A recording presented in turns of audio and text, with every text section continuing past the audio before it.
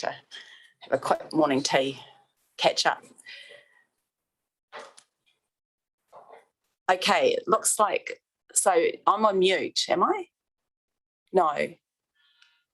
Hi Trudy, hi Gail, hi Yvonne, hi Glenys, welcome to the meeting. We're just picking up where we left off last week. So just reminding everyone the meeting's being live streamed. So remember to use your microphones when speaking and your masks when not seated. Hopefully you can all hear me, Yvonne, Gail, Trudy and Glenys. And we're going to use first names for the rest of the meeting today. So and we haven't got much left on the agenda. I have apologies from the Mayor and Councillors Edgar and Laurie. I'll move those, Madam Chair. I don't know if we need to move them because it's halfway through the meeting. Do we? Okay, reconvening. I'll move those. Okay. Right. I'll second. Thanks. All those in favour? Aye. That's accepted. So we're going to move on to item number 10 of the agenda, which is pages 136 to 191. And Richard, if you want to come up. Have we got Lee or just Richard? On my, it says Lee's going to be here too. Lee's on leave, okay. Welcome, Richard. Thank you, Madam Chair and Morena councillors.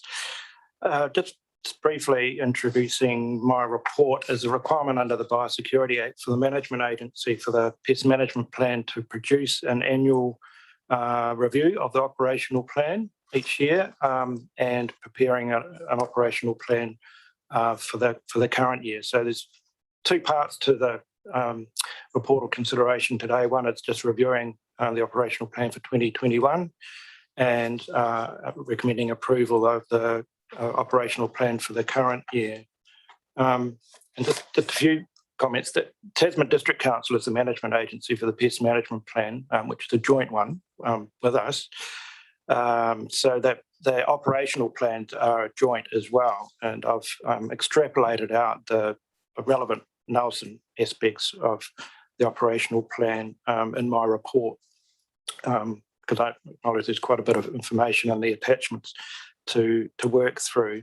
In particular, I know there's been some significant challenges in the 2021 year, not only due to COVID restrictions, but there were some reduced levels of service from Tasman District due to staff illness. And I particularly want to acknowledge the passing of Robin Van Zulen recently, who is the biosecurity officer who's worked for Tasman District, but he's covered our patch for a significant number of years now. So it was really sad to see his passing. However, it has created an opportunity for us to engage and employ our own dedicated biosecurity officer, Andrew Nevin. So for the and he's been in that position since end of June, and in the current year we'll be able to provide a lot more detail and understanding of the pest, not only the pest and the pest management plan, but a whole lot of other biosecurity issues, as well as he's already picked up on a few emerging pests and able to deal with those too.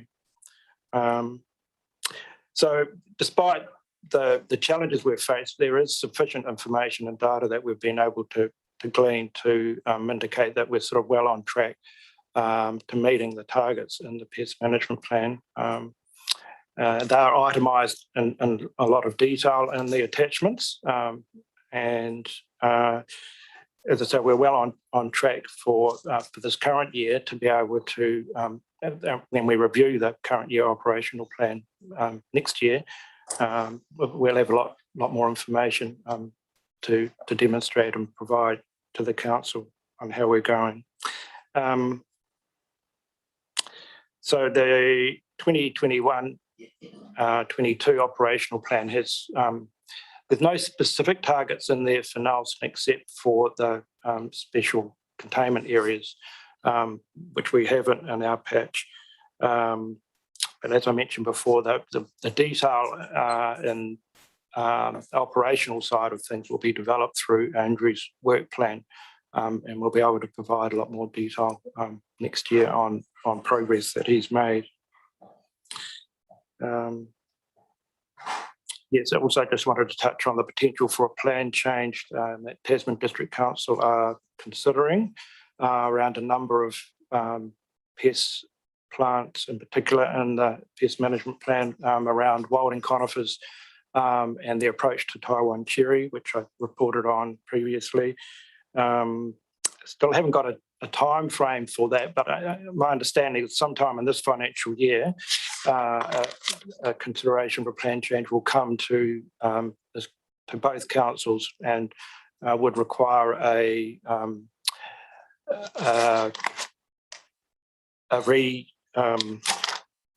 establishment of the Joint Pest Management Committee, should that be the case. So I will advise the committee as soon as we know more on that.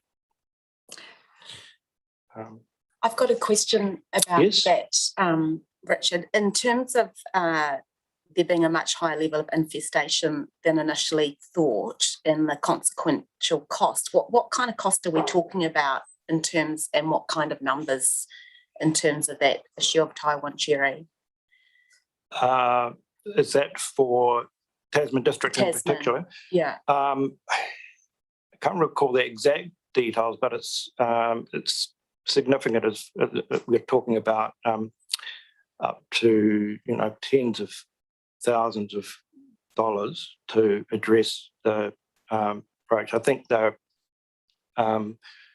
something in the order of just a third of the what they've actually discovered as far as the distribution of Taiwan cherry in Tasman District. But we're talking about tens of thousands of dollars, not millions of dollars. No, well, over time, it would amass to, that's for each year. Yeah. So we've already heavily invested now in Nelson with our program of $20,000 per annum to address it. So, I could perhaps come back to the council, but that's one of the things that would be considered anyway. And with a plan change, there'd have to be a more detailed cost-benefit analysis to determine the exact costs. I just seem to recall when we went through the process that the cost-benefit analysis showed that it was better to eradicate. Brian, you might remember that, the Taiwanese cherry.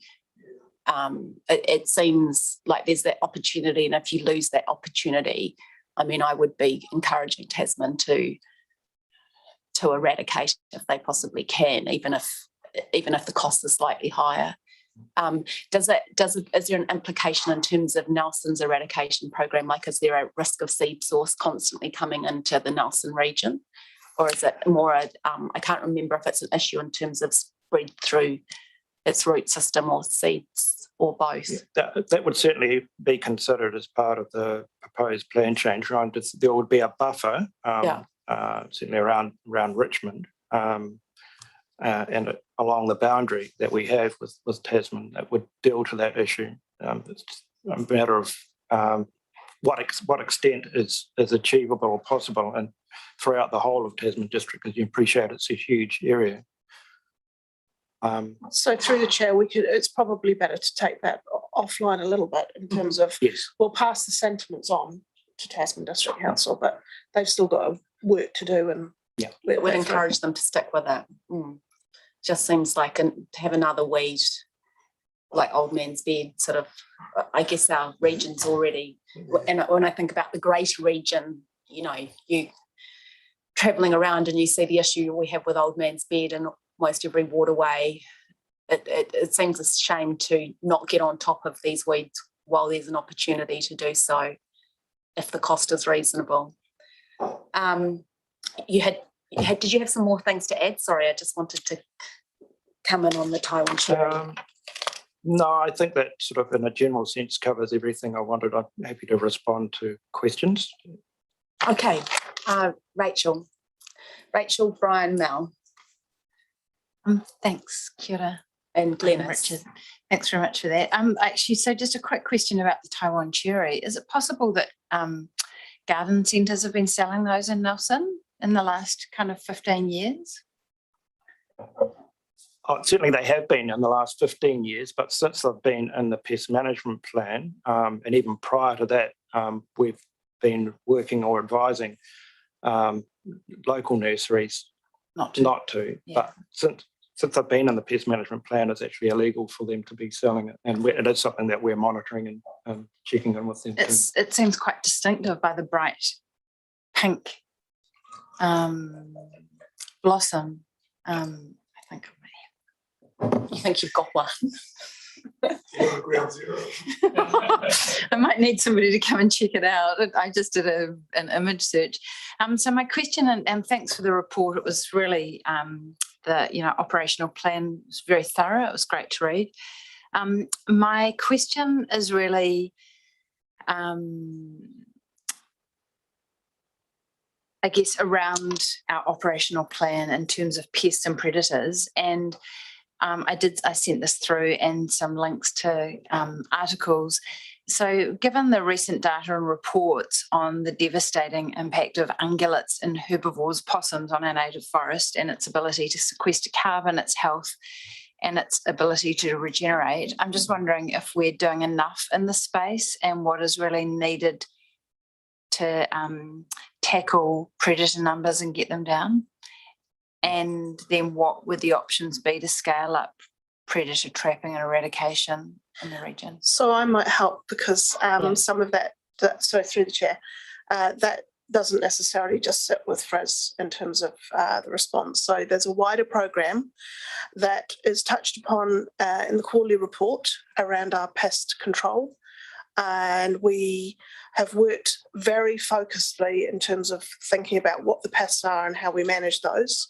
So the program is now moving into goats. So we've had a huge program around all of the rats and possums and stoats, etc., and eradicating them. Numbers of trapping groups that we have, voluntary trapping groups. The program is big, significant, and we are seeing, as a result, significant reduction in all of those pests. So we're now moving into the goat space because we know that goats are destructive in terms of what they do with vegetation, and we are comfortable that that program is manageable and that we're doing a significant amount with what we're doing. Yes. Thanks. And then I guess beyond goats, pigs and possums and deer, is that kind of for future focus, or we're working each one through so that we can have a real focus on each one and eradicate them, a bit like we've done with the wild and conifers. So we're now completely on top of those in the region, which is great. So yes, we're working through those. Awesome. Okay, thanks. Thanks, Kate. A couple of questions. The trial, was it a trial for the water salary in Orphanage Creek? That seems to be successful. Is there any other incursions? It was a trial through you, Madam Chair. It was just a short section of Orphanage Stream, and that was using triclopyr, which is a new chemical that we have permission to use through the Environmental Protection Authority, and it was successful as far as controlling it, but it is going to be an ongoing program because there's so much seed source still there. So we're looking at now, we're actually rolling it out in the just recent last week. We finished spraying the rest of Orphanage Stream, and we're starting on Saxton Stream this week. And we will have another program of spray in March through to June next year. It is going to have to be continual, but it's just the plants are so big at the moment, it's good to get on top of them, and then from rolling on from there, we'll just be sort of trying to control the seedlings coming up. Yes. But it has been successful and basically killing the plants that are there. Right. Yeah, the reason I ask is I've sort of walked along that walkway there, the work there seems to be quite prolific. Or was. This would be a couple of months back now. Right, yeah, as I say, it's just in the last week that's been sprayed. So if you go over the next couple of weeks, you should certainly notice the difference. Should see less of it. Yes. And someone tried to smuggle a wallaby into Nelson, Tasman. So I could just briefly comment on that. That was a situation where a wallaby being brought up from, I suspect, Waimate in Canterbury for a pet. And it was discovered by one of the Tasman biosecurity officers. And I think they were just out of ignorance. They weren't aware of the pest nature of the wallaby, and it was put down. Yeah, certainly something to raise awareness of. Yeah, just thinking, Richard, is there a possibility that, I don't know, what's the awareness, what's public awareness of sort of those, the pests they've got for eradication or what's the next one down? Eradication, reduction, elimination. Containment. Yeah, whatever. What's your gauge of sort of public awareness of the types of plants? Because they seem to get sort of fixated on things like old man's beard. So old man's beard must go, and that sort of overcrowds the number of other pests and weeds that we've got. So just in terms of the operational plan about sort of. Well, I guess the nature of the pests and the pest management plan is they're not, thank goodness, they're not widespread. So, and that's one of the comments that people are very aware of things like old man's beard because they are widespread and really difficult to control. The purpose of having them in the pest management plan is sort of to try and stop them getting to that stage. We do run through our Nelson Nature Nature Fix newsletter and through social media when we become aware of a particular plant, like moth plant has been one recently.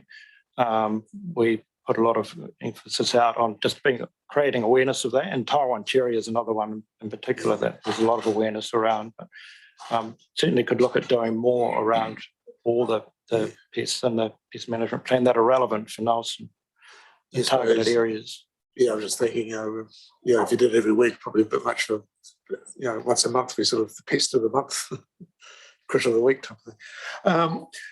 The Queensland poplar, I see that's starting to spread. You see, is that?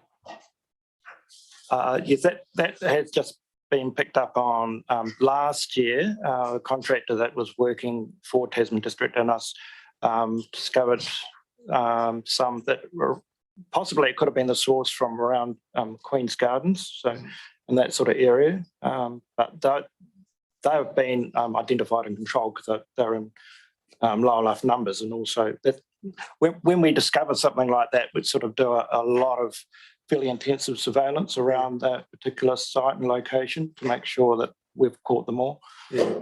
And that's the sort of work that we're able to do a lot more with Andrew on board, Andrew Nevin.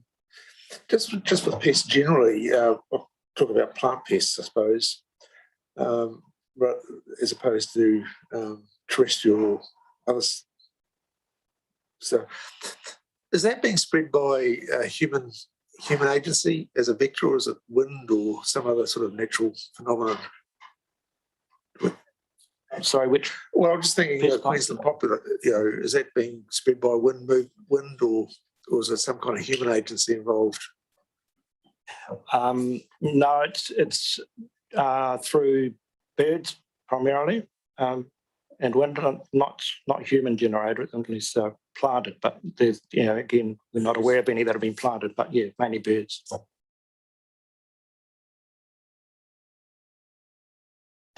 Thank you, Kate. Thank you, Richard, for your report. Is this the first for us, this position, having our own biosecurity officer? Yes, it is. Previous to that, we have contracted that work out to Tasman District Council.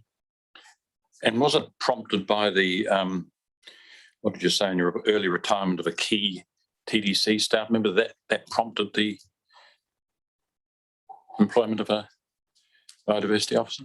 That was certainly part of it. It provided that opportunity, but also increasingly we've been wanting to try and develop our involvement in the pest management plan in particular, and through the joint plan, and just understanding and be able to operate a lot more effectively in this space. So A lot more effectively.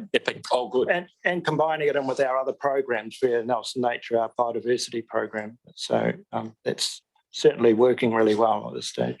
Well, that's good to hear. So, you did say, I think, more detail will come and more information from that. Andrew, what was his name? Is it surname? Andrew Nevin. Nevin. You said more detail and more information will come forward now from him. And of course, from a governance point of view, you wonder whether there's going to be efficiencies and more prompt reporting and that type of thing. Timely reporting, shall I say. That's certainly the case. I should say we're working jointly with Tasman District on a pest database that they have developed. So that's something that Andrew in particular will be working on with, because we're wanting to try and get a lot more detailed information on where these pests are in Nelson, and also just keeping track of their control. Yes, there are lots of questions in here, but one I was looking at was the wild kiwi fruit. Can I just say from reading this that we're sort of 50% towards success in eradicating the wild kiwi fruit, or am I misreading that in section 5.15? It says that we're 6 monitoring sites were visited. Yes, and it goes on to say now inactive, 3 of them, and 3 remain active. So is there a time frame for those other 3 to become inactive? I certainly would like to see that over the next 3 years, but that is a program that we're also working in quite closely with Kiwi Fruit Vine Health. They provide a lot of assistance for that. But, yeah. Right, thank you for that. 3 Now, to 4 I'll tell you years. another one I've been asked about just the other day. Excuse me, it's off the top of my head. Bamboo, is there any of our involvement in that, eradicating bamboo? No. Bamboo is quite it's quite well established in places in Nelson, and we haven't certainly even been involved in controlling it. It's not in the pest management plan, and it's not on the radar for control. And it's not a worry, you don't think?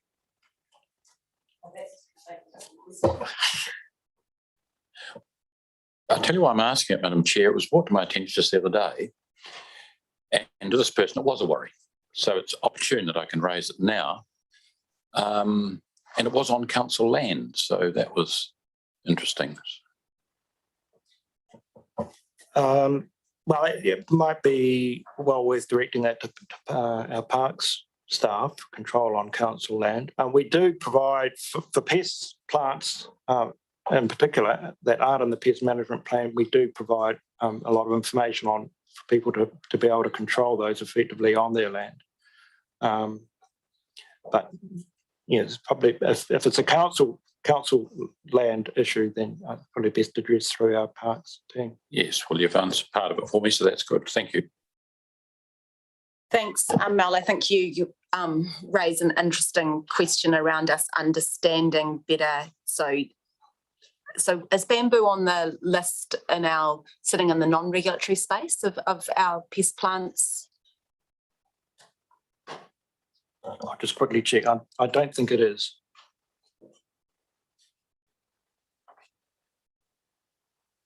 I don't think it does either. No, it's not. No. So one of the things we perhaps need to be thinking about is how we support the community to understand pest management plan pests, which we have sort of regulation, and we have a serious concerted effort to contain or eradicate, and they are in small numbers and people often don't know what they look like or what they are, versus the pests which are in large numbers and sit outside of the plan in that non-regulatory space. So that's things like the old man's bed, and potentially bamboo might need to come into there when we identify that that is a greater issue. And that's where the Argentinian ants sit and the rats sit. So most of the pests which people identify as being pests sit in that space.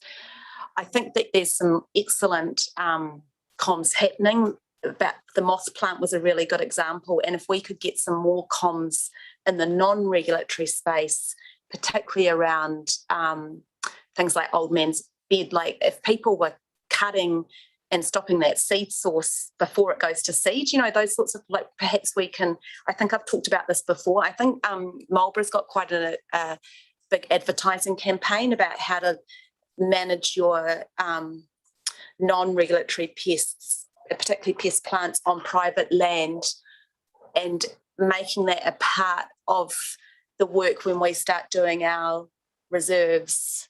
So we're investing in this, but so sort of, I guess, thinking about it as part of the Halo project, how do we increase the biodiversity of our road reserves and our reserves, but also in people's back gardens by removing some of those pest plants.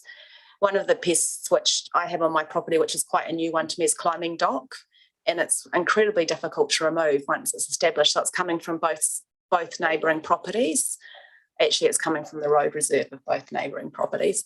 But just understanding how to remove them and what they look like could really help property owners know what to do in their gardens and what to take out. So Mel, I think that that's a helpful, that we can then identify what we need to be doing more of in our community. Because I think the pests, particularly the pest plants in the Nelson region, are quite different to perhaps the pest plants in Canterbury. Yeah. I'm going to go to Glenys, and then I've got a question. Actually, I'll just read up. Trudy's sent through a question. She has lost her voice. So her question is: if the root system of is the root system of the Vietnamese parsley and orphanage stream being removed? That they're not physically being removed. Basically, as the plants are sprayed, they're dying. Yeah. So they're just breaking down naturally. Does that answer your question, Trudy? Yeah. Sorry, can you hear me?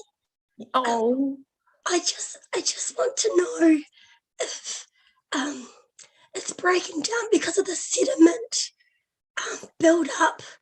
Sorry, can you hear me at all? okay. I'll try and. So I guess so it's being sprayed, but then as the sediment, does it mean that it can grow back? Is that what you're worried about, Trudy? Whether it might grow back again? No, the spray kills the whole plant. What I was referring to before, there's quite a bit of seed still in the soil that was going to come away. So that's what we have to try and keep on top of on an annual, ongoing basis. Okay, so the spray kills the plant, but there's a seed source there, and we've got to keep maintaining that eradication of the seed source. Okay, thanks. Hopefully that answers your question, Trudy. Glenys, you've got a question. Thank you, Kate. Hi, Richard. It's Glenys Payne speaking. When I was reading all the reports, it said it's pleasing to see that you're undertaking consultation with the Tito Ihu iwi in undertaking pest management. So my question is, does that mean the iwi are more involved in formulating the plans that we have rather than the implementation side of the plans?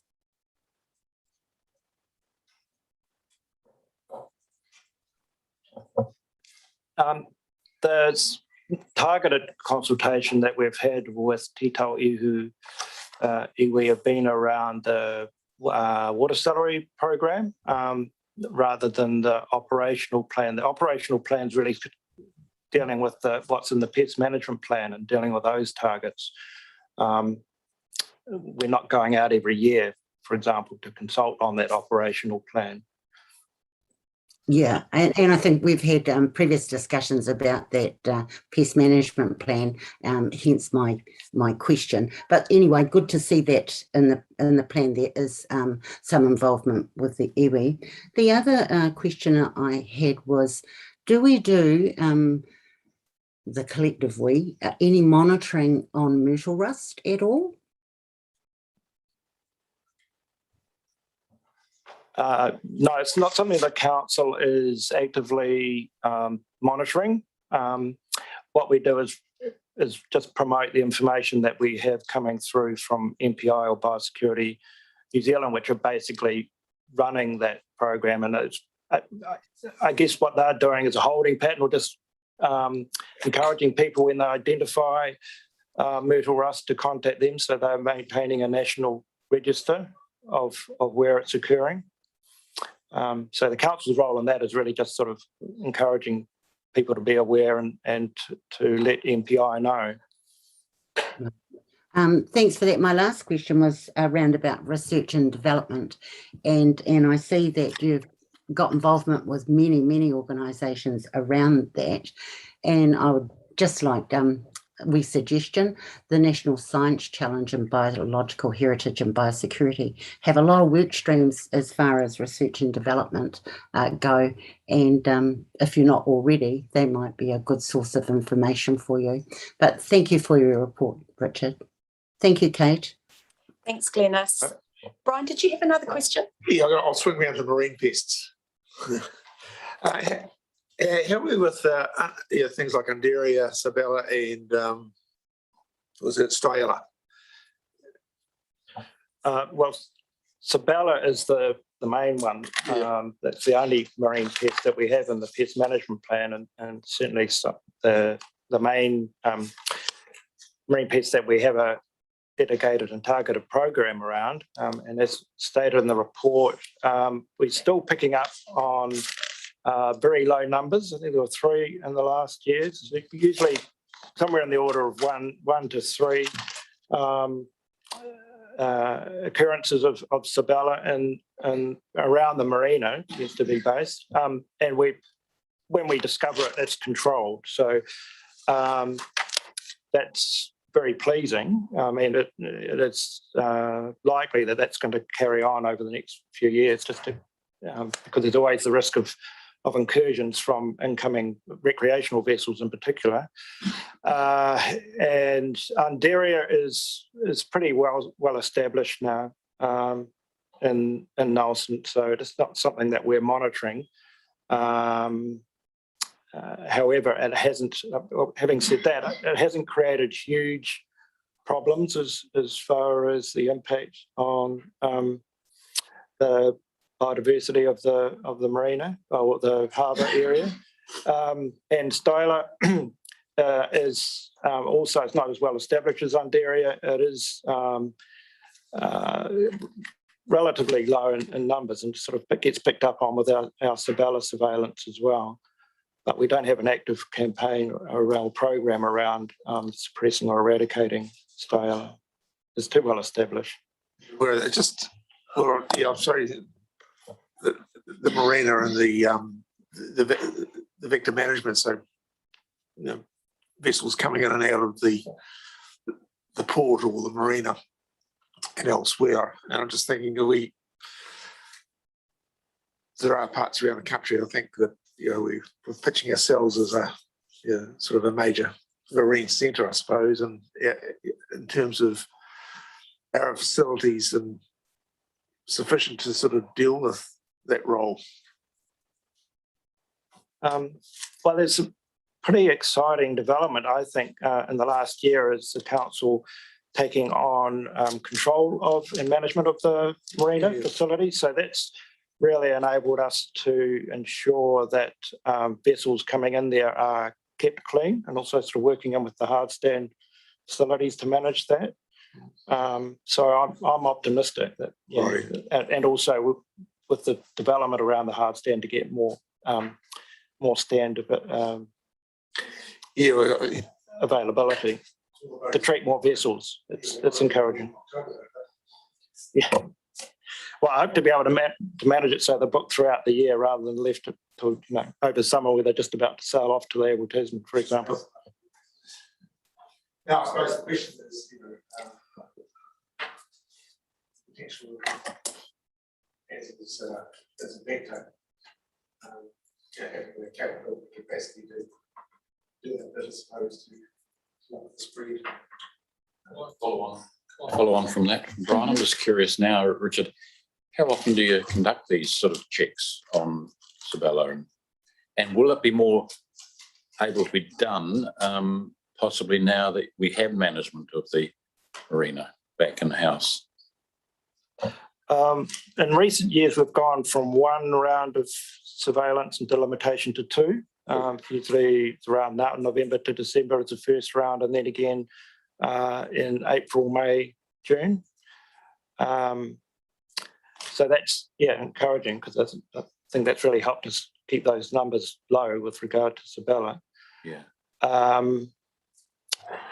Also, MPI and they organise a winter and summer round of surveillance for other nationally significant marine pests as well. And the report on that, that's quite encouraging too.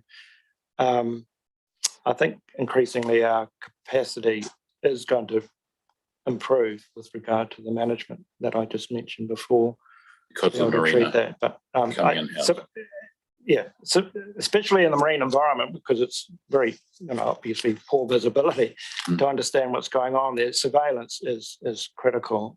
I think the two rounds that we do are sufficient at the moment, and also having information on incoming vessels and where they're from, tying into Councillor McGurk's comment before about, especially Auckland vessels are quite prominent because they don't have a lot of treatment up there. So they are quite a significant risk for us. So being able to be aware of what vessels are coming in and what treatment or anti-fouling they've had, picking up on, they have a drone now, the undersea drone at the marina, to be able to go and undertake closer surveillance of vessels coming into our marina. Yes. When did we acquire that? It was just purchased a few months ago. How many? 2 months ago? Yeah, yes. Oh, yes. Who purchased that? The marina themselves? Or? Yes, yeah. It's part of the undertaking of the new marina management. They've really up the game there with regard to their surveillance and checking of vessels. Isn't that a good news story? Thank you. Thank you. I'm happy to move. Thank you. I'm happy to see. You'd like to. Unless you want to do it, Rohan. Well, Rohan's happy too, so he'll. I'm happy to fourth or fifth. It's I'll let Rohan and Mel fight it out.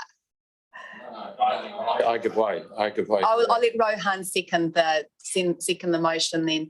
And he can speak to it if he wants to. He can speak to it if he wants. He can reserve his speaking rights if he wants to. I just wanted to say, Richard, the fact that you've had so many questions goes to show how interested people are in this issue. It's obviously an issue which affects us all, pests and the effect pests have on our environment, and increasingly people really want to understand what's good and what's not good when we look around our world. But your report is excellent. It's really well written. It's easy to follow and it's interesting. So thank you. You've really taken time to tell the story, and I really enjoyed reading the report. I have one little suggestion. I know that it's an operational plan responding to biosecurity, but increasingly we need to be casting a climate change lens over everything we do. And I imagine that some of this biosecurity work, particularly around, and it's more in the non-regulatory space, and you've touched on that on page 21 of yours, which is page 190 of our agenda, where you've talked about assisting the community to control other organisms of interest. So that's where we sit in that non-regulatory space. I would like to think that as we have that $10 million of weed management funding to manage the weeds in our parks and reserves, we should be able to get some data on the success of carbon sequestering through that process. Like, how do we begin to monitor the fact that our Indigenous species are free of weeds, they can grow and sequester more carbon? I don't know if this is the place for it. If it's not the place, then maybe you can think about where that monitoring will come through. But I just think touching on it here is an important, so how we connect biosecurity to a zero carbon future is really key, I think, because I think a lot of the work achieves those goals as well. We're obviously trying to eliminate or reduce those pests to protect our natural environment, but there's a whole lot of other benefits as well. Does that make sense? Yeah, certainly it's quite a challenge nationally, but it's certainly something that we could work collectively with our parks staff as well to address and pick up on. Yeah, I just think there's a real good opportunity there. And I don't know where it sits in the marine environment, but I'm sure in the future we'll have better understanding of blue-green carbon as well, and how reducing our pests in our marine environment allow our native fauna to fauna and flora to re-establish themselves. Okay, is there any debate? Rohan. Yeah, having reserved my right to speak as seconder, I just wanted to say thanks so much, Richard, and everyone in the team. It's one of those pieces of work that sort of sits in the background and we don't necessarily talk about a huge amount, but Aotearoa has very finely balanced ecosystems which have had a lot of damage done to them in the past, and this is some of the most crucial work that we do in terms of maintaining and enhancing our Indigenous biodiversity. And so even though we don't talk about it a lot, I just want to acknowledge the huge amount of work that goes into this and all the work your team does to help Nelson thrive. So thank you. Thanks, Rohan. As well as food security, we mustn't forget about food security, the importance of this work in providing food security. Glenys, you've still got your hand up, but is that from before? Yeah, okay.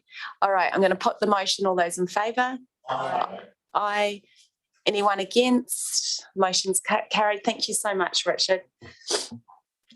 Moving on to the next item. Are we going into exclusion, public excluded now?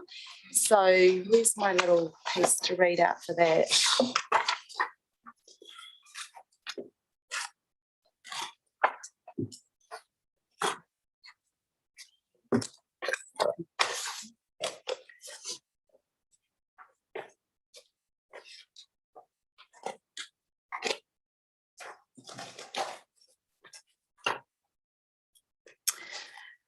Okay, so I'm just going to move the recommendation that the Environment and Climate Committee excludes the public from the meeting, from the following parts of the proceedings of this meeting: the general subject of each matter to be considered while the public is excluded, and the reason why is listed below. Do I have to read it all out loud? No, okay.